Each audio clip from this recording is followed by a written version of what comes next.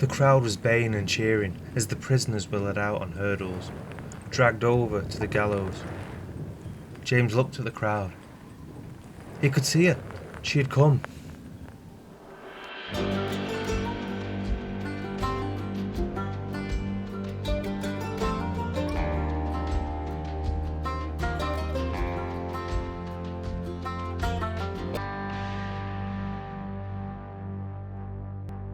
He lay there in a cuff shirt with a cravat, and over his shirt he wore a crimson red waistcoat and breeches, white silk stockings, and red Moroccan slippers. Over the top of this, he wore a striped morning gown that was coloured orange and white in stripes, and on his head he wore a brown fur nightcap. On his left breast lay a folded piece of paper, but just then the lid was placed over his coffin, and it was lowered into his grave. A woman was heard to say, "It's a shame his son wouldn't come to his own father's funeral." Later, she asked the undertaker what was in the note. The man just replied, "It's the reason the son wouldn't come." And with that, he turned and strode back over to the grave, lifted a shovel, and started filling it in.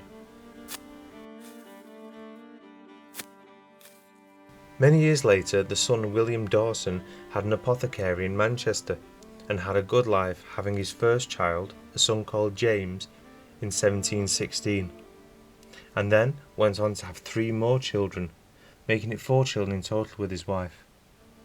But in 1746, again, grief shaped his life and had made his shop and family famous throughout Manchester.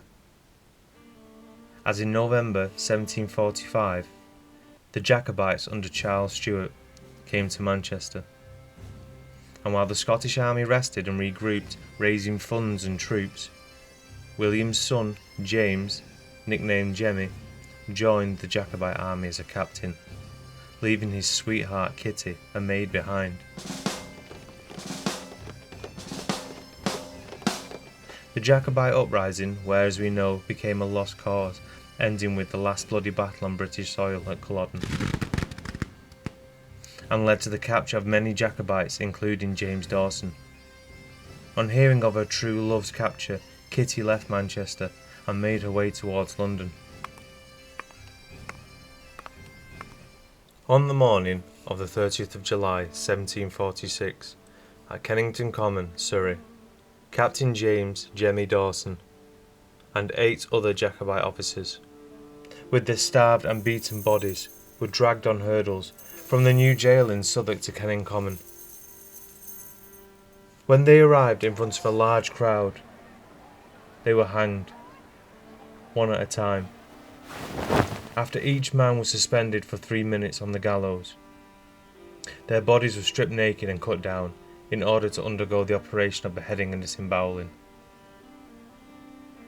Colonel Townley was the first that was laid upon the block, but the executioner observed that the body retained some signs of life, so he struck it most violently on the breast, for the humane purpose of rendering it quite insensible for the remaining portion of the punishment.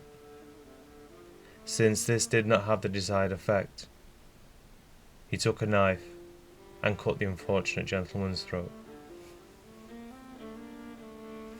The shocking ceremony of taking out the heart and throwing the bowels onto the fire was then gone through, after which the head was separated from the body with a cleaver, and both were put in a coffin.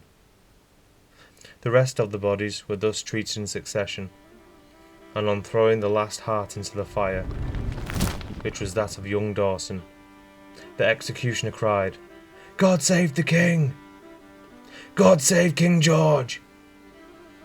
And the spectators responded with a shout, although the rabble had hooted and jeered the unhappy gentleman on the passage to the gallows. It was a remarkable difference now, that after their execution there was such considerable pity, mingled with admiration for their courage. One of the things that contributed to the increase in the public sympathy on this occasion was the appearance at the place of execution of a young and beautiful woman, Kitty, whom Dawson had been betrothed, actually attending to witness the execution. She stood there, hands wringing, so totally controlled by grief, watched by the crowd. The scene impacted the crowd so much that this tale was turned into a ballad. A story of the two lost lovers, like Romeo and Juliet. This had taken its toll on the Dawson family, and now things had taken another twist. A stranger had moved into the family home. A woman had arrived late one evening. She seemed a grand lady, someone who had come from wealth, and created quite a stir in the local area.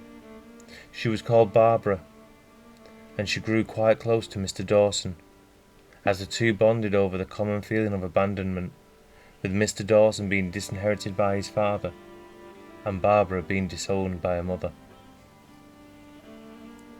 One day, they were talking by the fire in the lodgings upstairs above the apothecary. Barbara asked William more about the troubles he had with his father, but on this matter, William waved his hand dismissively and wouldn't go into much detail. However, he did say that on the day of his father's funeral, he was buried with a white letter placed on his chest, which held the pain of William's misfortune. Intrigued, Barbara pressed further. William was silent for a moment, and then sighed, and while staring into the fire, he told her that his father lived with a steward, a Mr. Cooper, and his two sons. And over time, his father grew ever distant, until one day, he found he had been cut out of the will and the inheritance, with any money and the estate going to Mr. Cooper. While the letter on the dead man's chest said all this, but it also held 2 locks of hair cut from Mr. Cooper's 2 boys. Barbara didn't know how to react and dropped the conversation. It was later discovered that this Lady Barbara, who was living with the Dawson family, was Lady Barbara Fitzroy, but it was unknown her connection to the family and how she ended up there. But her father was Sir Charles Fitzroy, the 1st Duke of Southampton and the 2nd Duke of Cleveland, and her mother was Anne Pulteney, who had disowned her and distanced herself from all her children, not even informing them or inviting them to her 2nd marriage. Barbara's grandparents were King Charles II and his mistress, Lady Barbara Villiers, Countess of Castlemaine. A few years later she became ill, and the poor woman died at the age of 38, and was buried in the choir of the Collegiate Church, now known as Manchester Cathedral. And she noted Mr. Dawson her heir, and years later he was buried in the same grave with 2 brass plates on the stone. The first was the coat of arms of Charles II, and says, Lady Barbara Fitzroy, eldest daughter of the most noble Charles, Duke of Cleveland and Southampton, died January the 4th, 1734. Upon the lower plate are the arms of the Dawson family, with the following inscription: Here are the deposited remains of William Dawson, Esquire, who died on the 17th of August, 1780, and in the 60th year of his age. He desired to be buried with the above-named lady, not only to testify his gratitude to the memory of a kind benefactress, although he'd never reaped any of those advantages from her bounty to his family, which she intended, but because his fate was similar to hers, for she was disowned by her mother, and he was disinherited by his father.